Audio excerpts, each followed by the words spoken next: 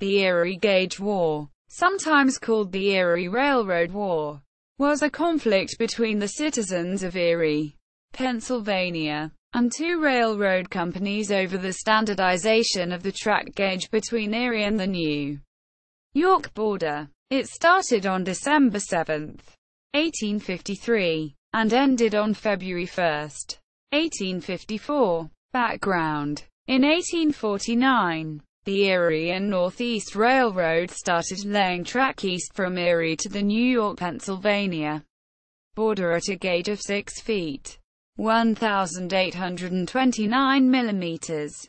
At the same time, the Franklin Canal Company was laying track west from Erie to the Ohio-Pennsylvania border, and the Buffalo and State Line Railroad was laying track from Buffalo to the New York border.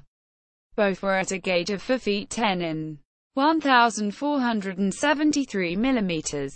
Ohio gauge. On November 23, 1852, the first train left Erie heading to Ashtabula, Ohio, and on January 19, 1852, the first train from New York State arrived in Erie. A passenger traveling from Buffalo to Cleveland would be forced to change trains at the Pennsylvania border because of the different gauges. Only 20 miles, 32 kilometers, down the road in Erie, the passenger would again have to change trains. The process of having to change trains repeatedly would result in lengthy delays, often causing passengers to miss connecting trains and then to be forced to stay in Erie. The citizens of Erie enjoyed being an enforced stopping place, as they made big profits from the transferring of freight from one train to another and from passengers having to buy food at Erie's restaurants as street vendors, leading the conflict to sometimes be referred to as the Peanut War, as Erie's peanut sellers would be the hardest hit by the lack of passengers. The owners of the Buffalo and State Line Railroad were able to acquire 2/3 of the Erie and Northeast stock, and on November 16, 1853, they made the decision to relay the 6 feet, 1,829 millimeters, track between Erie and the New York border as Ohio gauge. But 4 months earlier, to try to prevent the change, Erie's city council had enacted ordinances barring the railroads from crossing the city's streets. On November 26, 1853, the council was reconvened when railroad ties were found being laid in the preparation for the gauge change. The council passed an ordinance to allow the mayor to call out the city's police to take down any of the railroad bridges that crossed the city's streets, in order to preserve the present railroad gauge. Quote, conflict. On December 7, 1853, after swearing in 150 special police constables, Mayor Alfred King led the police to the railroad bridge crossing State and French streets, and where engineers had marked the edges of the streets on the bridges, had sections of the bridges cut out. That evening, 7 miles, 11 kilometers, away in town of Harbor Creek, its citizens decided to pass its own ordinances and then proceeded to tear up tracks along the highway. 3 days later, tracks of the new gauge were completed up to the city limits, and that night the people of Harbor Creek tore out the tracks again, knocked down a bridge, and even plowed up a level crossing. An injunction was obtained by the railroad from the United States Circuit Court in Pittsburgh, and a United States Marshal was dispatched to Harbor Creek. Upon arriving in Harbor Creek, the Marshal served it to one of the officials of Harbor Creek and pointed out the seal of the United States.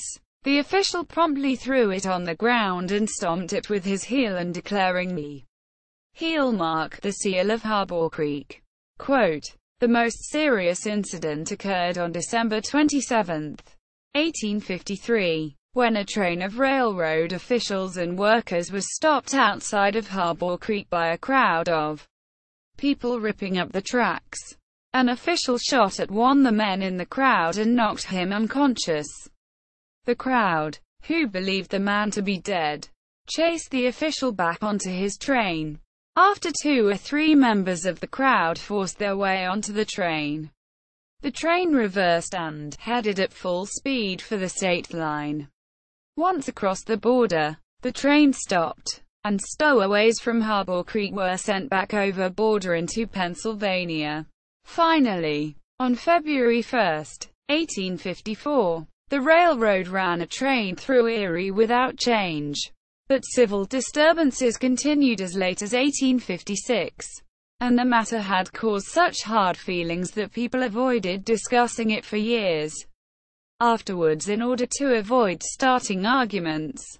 Reactions. Pennsylvania Governor William Bigler sympathized with Erie, saying, "Pennsylvania holds the key to this important link of connection between the East and the West, and I most unhesitatingly say that where no principle of amateur commerce is to be violated, it is the right and the duty of the state to turn her natural advantages to the promotion of the views and welfare of her own people."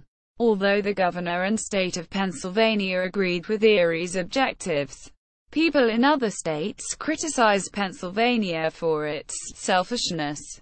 The United States representative from Ohio, Edward Wade, suggested that Pennsylvania's nickname be changed to the Shylock State because it demanded a pound of flesh from all who passed its borders.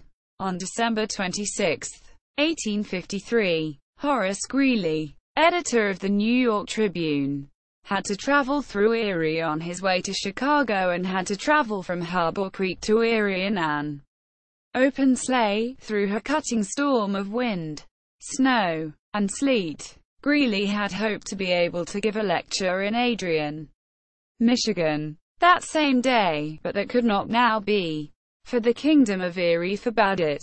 Resolution. In January 1854, with the repeal of the Missouri Compromise by the Kansas-Nebraska Act, the Erie Gauge War stopped attracting attention.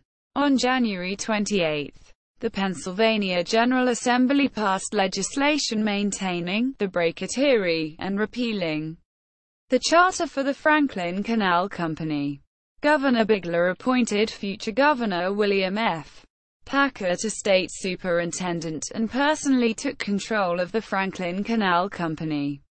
With Bigler in Erie, the tracks and bridges of the Erie and Northeast were replaced without any difficulty.